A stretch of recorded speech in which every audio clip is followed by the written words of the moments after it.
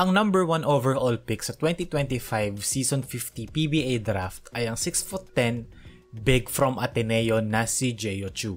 He's one of the more controversial first overall picks as of late sa PBA and for many reasons. Pero I also do think na para sa draft class na walang big outside of him, gets ko naman kung bakit siya naging first overall. May international and FIBA experience siya. Nung college naman siya, he played for a system and for a coach na highly regarded by many. And ngayon, he changed his body completely, losing a lot of weight. This improved his mobility. So now, kung mag-gain man siya ng muscle, yung base niya is better since lower body fat compared to before. And again, may mentioning ko ulit para sa draft na ang susunod na big option is Will Gozum at 6'6". And after nun, wala na rin. Silang dalawa lang basically. Mas tataas kasi yung value ng isang Jeyo Chu because of supply and demand. Ganun kasimple lang talaga. And especially with Terra Firma, diba, rumors of selling the team and other stuff, it would make sense for them to draft Jeyo Chu whether they keep or the future owners of the team but decided to compete against the Giants. They also have a giant frontcourt quite literally with Jeyo Chu and Ken Marcarino. If ever, diba, mabili nila yung team and decided na they will keep their young core intact. So let's talk about Jeyo Chu. Pag-usapan natin yung laro niya and kung bakit siya or kung paano siya magiging effective sa PBA and why I think na despite a lot of people not believing in Jeyo Chu, isa ako sa mga naniniwala na yung laro niya magta-translate sa PBA. Una sa lahat, size. Automatically, pag 6'10", diba?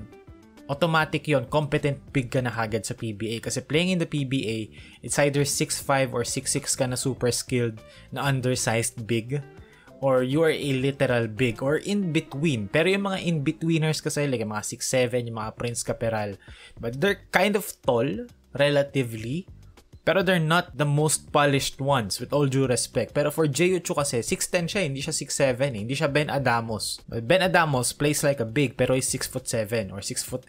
Pero si Jeyo Chu is a legit 6'10", 6'11" player with shoes on. So yun pa lang, is an unfair advantage na agad. And makikita natin dito, it's Jeyo Chu basically being taller than everyone else. Diba? Yung finishing niya may not be perfect ngayon. Footwork may not be as polished. Pero the fact na 6'10", he's taller than James Laput, already makes him a competent big sa PBA level. And yung place na I think pinaka magiging effective siya ay yung pick and roll plays. At bakit? Bakit sa tingin ko na pick and roll? Kasi sa pick and roll, dito ma-activate yung gravity ng isang Jeyo Chu to a maximum level. If tumayo siya sa dunker spot, defenses can shift their defense in a way to zone out the weak side. Basically, i-junk nila yung weak side or they're just going to choose to not to defend the weak side corner kasi 3-point shooters din naman sa PBA are not shooting at a very high level, average 32%. So, mas pipiliin nilang i-cover yung dunker spot kaysa sa weak side corner. Pero sa pick and roll kasi, nilalagay nito yung defense sa posisyon na moving target kasi yung opensa. The defense shifts real time. They make decisions on a very short amount of time. So, dito mas maha-highlight yung gravity ni Jeyo Chu. So, basically, pinagde-decide nila yung defense ng mabilisan. Whether mag-help ka ba, hindi, i-splitin mo ba yung weak side, to on the ball ka ba, etc., etc., etc. So, tignan natin tong play na to. This is going to be an empty side ball screen. Ang detail dito is si Mark Yee is going to shift or relocate sa kabilang dunker spot para ma-free yung isang buong lane dito sa dalawang players ito, si Jeyo Chu tsaka yung ball handler. So magre-rescreen dito si Jeyo Chu, rescreen para papuntang baseline ngayon yung ball handler, and Jeyo Chu meron siyang isang buong gitna para mag-dive and suck in the defense. Ngayon, 2 on the ball, nag-show dito yung big man, nag-go over yung defender, yung ball handler. So ngayon, Jeyo Chu may free dive papunta sa basket, and yung tag dito sa nail is a guard, so non-existent. And si Marvin Hayes dito yung help defense sa ilalim. So, not enough resistance for a guy like Jeyo Chu na 6'10". Despite, not being the best finisher right now, if meron kang advantage na ganun kalaki in terms of height, he's going to finish a lot of those shots. Dito makikita natin, Encho Serrano, Jeyo Chu, pick and roll. Okay? And again, nag-show yung big man. Very slightly. Nag-go over yung defense. So, 2 on the ball. And now, Jeyo Chu magro-roll dito against the tag. and against the help defense na parehas hindi ganong katangkad. Now, itatag dito si Jeochu ever so slightly ng guard, and now, ang ginawa dito ng Abra is finid nila dito sa kabilang player para sa hockey assist kasi basically 2 versus 1 to.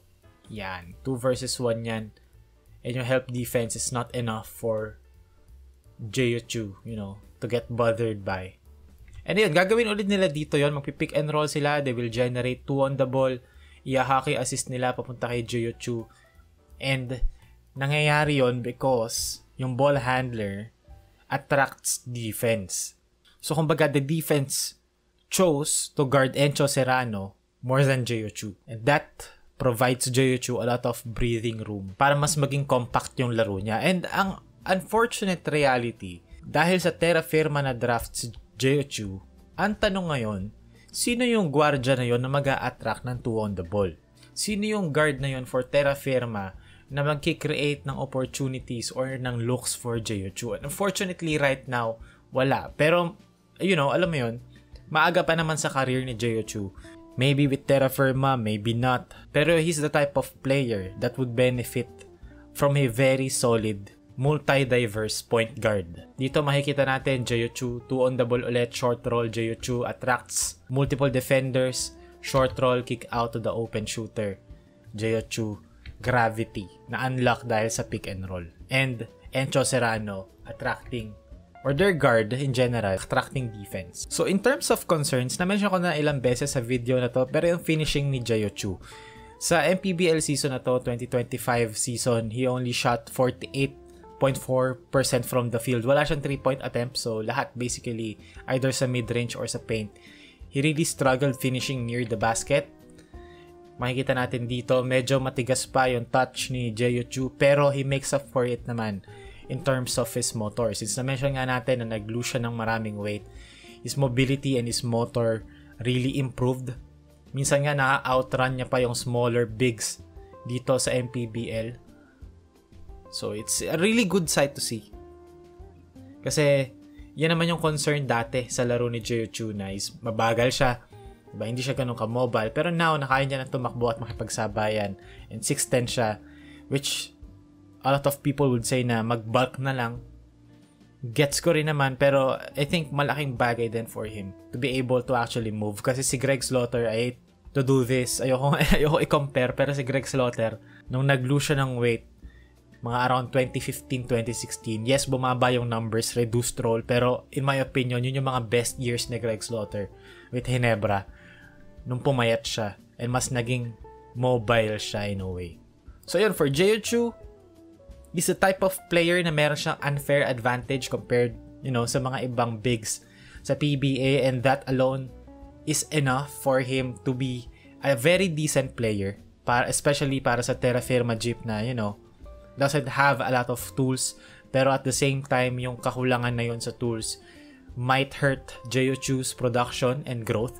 Kasi if walang guardia na magsiset up sa kanya na maayos, then Jeochu would have to, resort to doing things na mas mahirap. Kasi unfortunately, kung hindi kasi Al Jefferson, hindi kasi Tim Duncan, hindi kasi Junmar Fajardo, kailangan merong point guard na mag-set up talaga sa'yo for you to get a very decent look as a big man. Pero nonetheless, Jeochu, first overall pick, gets ko kung bakit marami magsasabi na hindi siya best talent available, pero sa PBA naman kasi sometimes talent is irrelevant since, yung mga teams naman na nagko-compete, meron na. Diba? Unless rain or shine to. Or Converge, who, nakuha nila yung best talent available sa draft na to. Sometimes, it's about kung ano yung kailangan ng team. Or kung ano yung gusto ng team. So, the end of the day, pick position lang din naman yan. And Jeochu is going to be a very solid player sa PBA if he stays.